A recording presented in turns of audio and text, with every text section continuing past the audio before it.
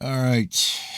Chapter 6, Teachings of Elidor 5. Truth cannot be destroyed or changed. She cannot be stripped and displayed to the eyes of men. Wisdom and knowledge cannot be trampled underfoot by turning the sword against their upholders. I may not be powerful, I carry no weapons, my voice may be weak, but better men will come in days unborn, and they will sing glad songs of light. The night of ignorance will have its end. I speak to the toil-worn, to those heavy burdened with labor. In the bondage of servitude you are free, because you are not shackled with cravings begotten by idleness.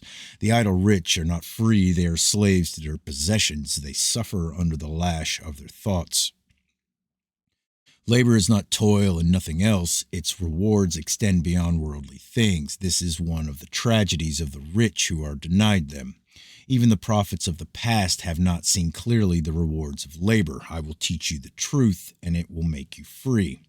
There is a right way to labor, and there is a wrong way. There is also a way of labor that is full of song, and a way that is silent.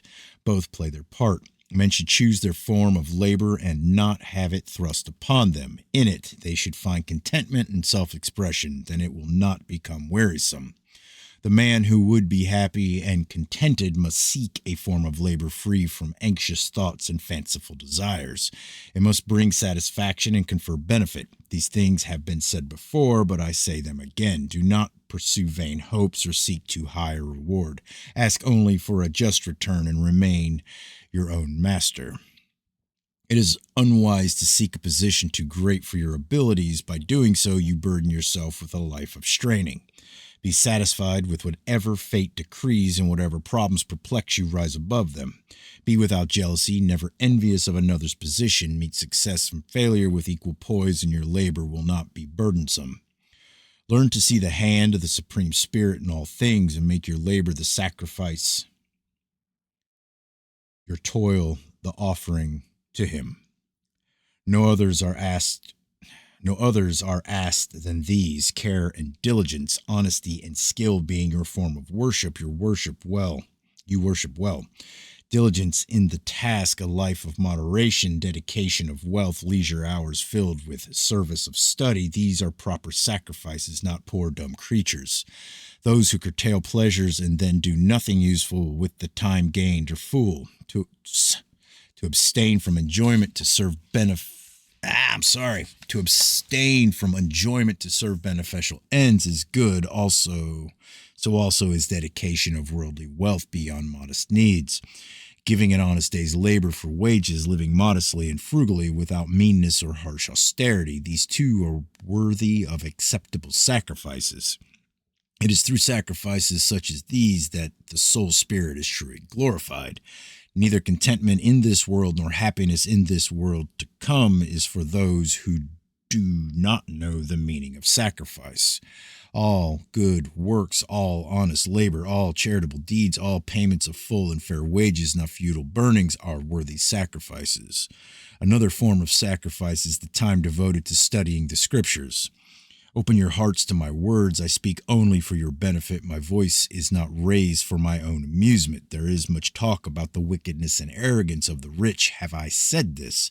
It is not only they who are wicked and arrogant, and no man can be called wicked just because he is rich. Wealth does not necessarily serve evil. What matters is how persons deal with the inheritance entrusted to them, not only riches, but also strength, beauty, or talent. Search your own hearts before condemning others.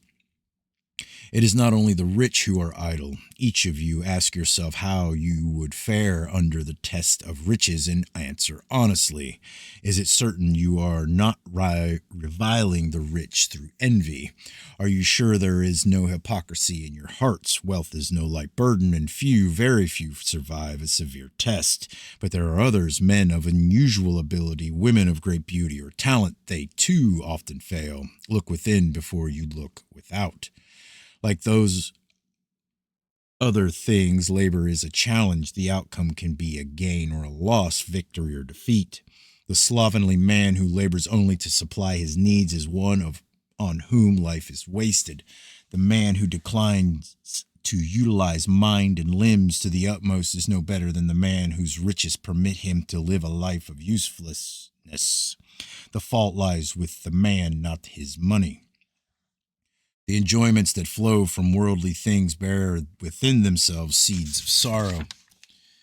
Come, worldly pleasures are passing things, and peace and contentment are not to be found in them. The man on the right path is one who considers the earthly rewards of effortless value than the spiritual gain. All men become pilgrims of the way when their labor and efforts are dedicated to serving mankind. They reach out for spirituality when they find pleasure in their task. The man who labors with zest and dedication, even though the result be small, is a better man than one who lacks these qualities. Even as in all fire there is smoke, so in all things created by men there will be some imperfection, for perfection lies outside this world. The best man can do is strive towards perfection. Whatever he turns his hand to, make it the goal. You may think me a doleful prophet preaching the glory of the sorrowful path, but this I am not. The inclinations of men lure them from the road to turn them back. I, too, must leave the road and take a stand where the inclinations have led them. I do not speak of things supporting them along the way, but of things leading them astray. I say to you, seek happiness, enjoy yourselves. Life is meant to be more light than shade. I also say these things cannot be made the whole aim in life. See them in proper perspective. Happiness is not the goal of earthly life. It is a reward along the way. Everyday life is governed by duty and obligation, not happiness and pleasure. To be over-concerned with happiness and contentment is the surest way to unhappiness and restlessness. Submission to the will of the Supreme Spirit is the surest means of avoiding too much suffering and frustration. Knowledge of His will comes from careful study of the Scriptures. Joyfully accept whatever destiny bestows, be it joy or sorrow, good or ill. If you are blessed with many gifts, there is no better way to indicate your gratitude than just being quietly and contentedly happy, finding pleasure in even the smallest things. A man's trust in the goodness of the Supreme Spirit must not depend upon the outward circumstances surrounding that man. This is a very important thing to remember. He should try and quell all expectations and preferences, accepting cheerfully whatever comes his way. The man who serves best rises above all desired attachments and sense allurements, his only earthly ties being those of love, duty, and obligation. I know the will of the Supreme Spirit and will what He wills. That is the supreme secret of spirituality. Laboring to fulfill that will is to worship with the daily task, a most profitable form of worship. I say, let the will of the Supreme Spirit be supreme and subordinate all earthly labors to it. The path of life is on a mountainside. Man can ascend or descend according to his inclinations. He can take the hard or the easy way. Upwards is the light, downwards the darkness. Man has the choice. He goes where he pleases. I speak to you as a warner, and I warn against the ways of evil men. They are selfish men, unheedful of the good of others, the good which includes them. Their thoughts do not extend beyond themselves and their own. They seek to isolate themselves from mankind when the good of mankind is an issue. They do not know what should be done and what should not be done. They do not understand the nature of good conduct and the path of truth. They say, mankind has no need for goodness. It has no moral foundation. There is no way of knowing truth. There is no Supreme Spirit, no creating God. All creation is the result of chance, and lust is the only cause of birth. The only purpose of life is an earthly one. We begin and end in the dust. Set in the ways of this belief, these unconscious soul spirits dutifully serve the cause of evil working, though they know not for the destruction of mankind.